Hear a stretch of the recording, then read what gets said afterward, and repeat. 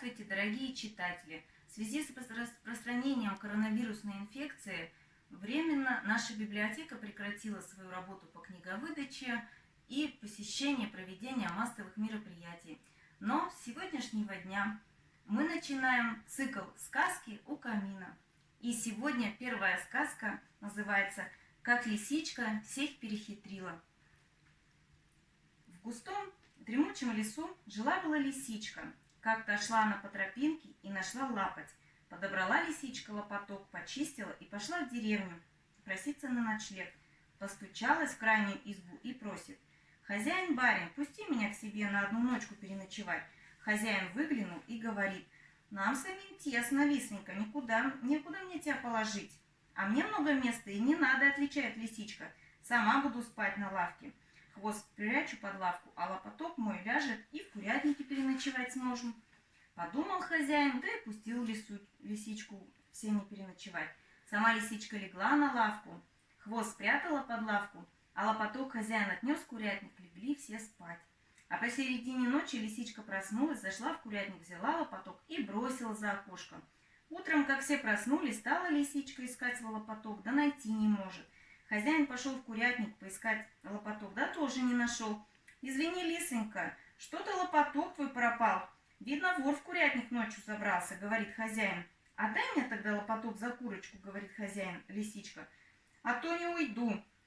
Что ж, пришлось хозяину отдавать курочку, чтобы лисичка ушла.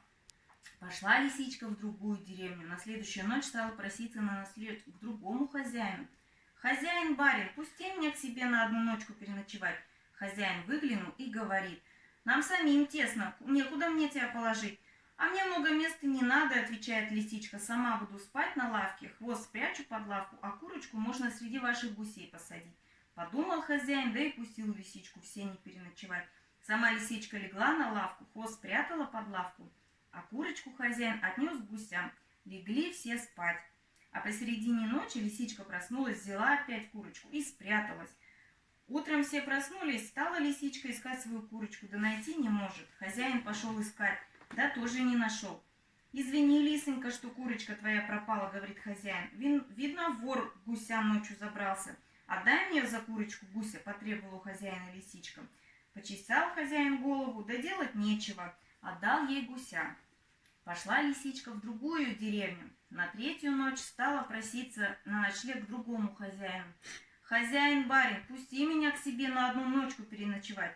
Хозяин выглянул и говорит: «Нам самим тесно, лисенька, некуда мне тебя положить». «А мне много места не надо», — отвечает лисичка, «сама буду спать на лавке, хвост спрячу под лавку, а гуся можно к вашим барашкам посадить». Подумал хозяин и пустил хитрую лисеньку в сене переночевать.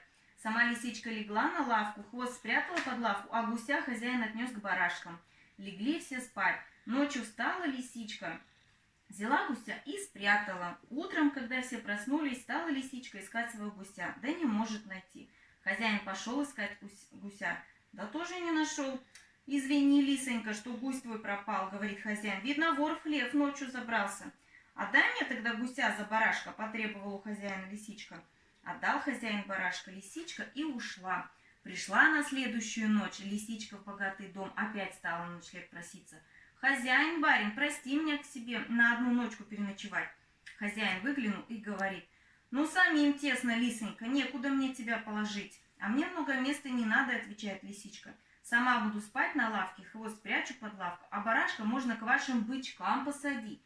Подумал хозяин и пустил лисичку переночевать. Сама лисичка легла на лавку, хвост спрятала под лавку, а барашка хозяин отвел к бычкам. Легли все спать. А посередине ночи лисичка проснулась, взяла барашка, увела за околицу и спрятала. Утром, когда все проснулись, стала лисичка искать барашка и не может найти. Хозяин тоже пошел искать и тоже не нашел. «Извини, лисенька, но барашек твой пропал», — говорит хозяин. «Видно, вор в хлев ночью забрался». «Отдай мне тогда за барашка бычка», — потребовала у хозяина лисичка. Отдал хозяин бычка, лисичка и ушла. Вернулась лисичка в место, где барашка, гуся и курочку спрятала, забрала их и пошла в лес. Тут приметила она, что идут ей навстречу волк и медведь. Испугалась лисичка, что съедят волк с медведем ее добычу. Завела лисичка бычка, барашка, гуся и курочку в кусты и спрятала. А сама собралась с соломы, сделала из нее лошадку и поставила на дороге. Медведь и волк подошли, а лисичка им и говорит: «Эй, ребята, достаньте-ка повозку, давайте покататься поедем». Волк и медведь пробрались в деревню, украли повозку и сбрую, запрягли соломенную лошадку, а лисичка стала править. «Гей-гей-гей, лошадка, быстрее скачи, скачи, нас далеко увези». А лошадка ни с места. Покричала так лисичка, а потом фыркнула и говорит: «Оставайтесь-ка вы одни, я лучше пойду». Соскочила с повозки, побежала в кусты. Забрала и бычка, и барашка, и гусю, и курочку. А волк и медведь обрадовались добыче, кинулись на лошадку и стали ее рвать. Да та-то ведь соломенная была. Поняли волк и медведь, что лиса их провела. Погоревали, да домой разошлись. На этом сказочке конец.